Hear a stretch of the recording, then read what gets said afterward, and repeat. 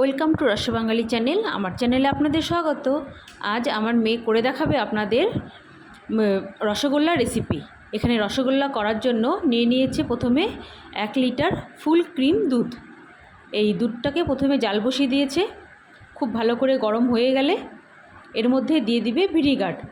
তো এটা আমাদের ভিনিগার দিয়েই ছানাটা কাটাতে হবে।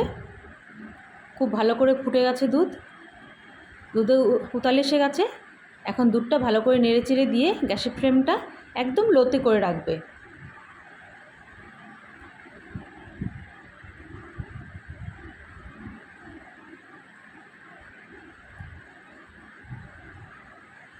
গ্যাসের ফ্লেমটা এই পর্যায়ে একদম লোতে রাখা আছে। আর ভিনিগার 1 চামচ ভিনিগারের সঙ্গে 2-3 চামচ জল মিশিয়ে অল্প অল্প করে জল দিয়ে ছানাটা প্রথমে কাটিয়ে নিচ্ছে। আর একটু দিতে হবে, এখানে ভিনিগার দেওয়া হয়েছে,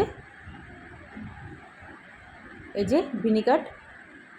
তো ভিনিগারটা দিয়ে ছানা কাটানো হলো। এখন আস্তে আস্তে করে নাড়াচাড়া করলেই ছানাটা ছেড়ে আসবে, জলের থেকে ছানাটা ছেড়ে আসবে। একদম হালকা হাতে নাড়বে, হালকা হাতে নাড়তে হবে। দেখুন কী সুন্দর ছানা কেটে যাচ্ছে। এইভাবে ছানা কাটার পদ্ধতিটা কিন্তু খুবই সহজ আর খুব তাড়াতাড়ি হয়ে যায়। আর জলটাও কিন্তু একদম পরিষ্কার বেরোয়, এতে আর দুধ থাকে না।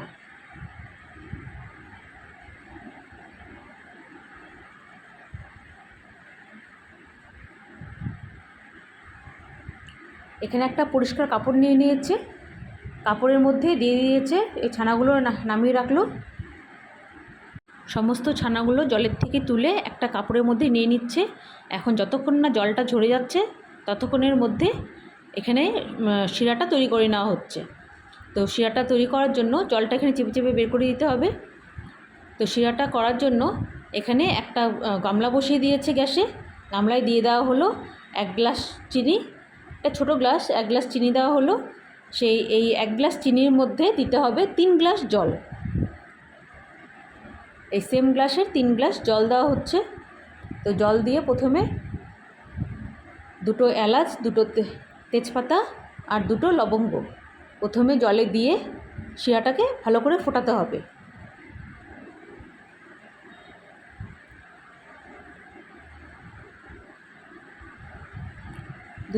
দুটো তেজপাতা, 2টো এলাচ আর 2টো লবঙ্গ দিয়ে একটু নেড়েচেড়ে গ্যাসের ফ্লেমটা একটু বাড়িয়ে দিয়ে ফোটাতে বসানো হলো।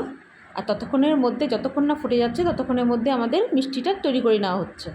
তো মিষ্টিটা তৈরি করার জন্য এখানে খুব ভালো করে ময়দা দিয়ে ছানাটা মাখিয়ে নেওয়া হচ্ছে। ছানাটা কিন্তু খুব সুন্দর স্মুথভাবে মাখতে হবে। দিয়ে দেওয়া হচ্ছে 1 চামচ ময়দা। খুব সুন্দর করে মাখতে হবে, একদম যেন কোনো লাম্পস না থাকে, একটু দলা না থাকে।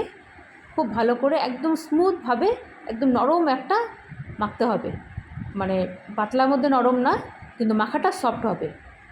এখনও খুব ভালো করে মাখা হয়ে গেছে, ছোটো ছোটো করে লেচিও করে নিয়েছে। এখন দিয়ে দিচ্ছে এই ফুটন্ত শিরায়। তো ফুটন্ত শিরাতে দিয়ে আরও 5-7 মিনিট ফোটাতে হবে। খুব বেশি মিষ্টি হয়নি, অল্প কটাই মিষ্টি হয়েছে।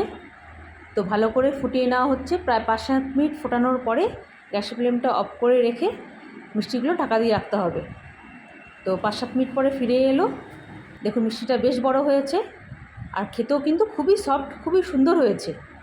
বাড়িতে বানিয়ে দেখবেন, খেতে খুবই ভালো হয়।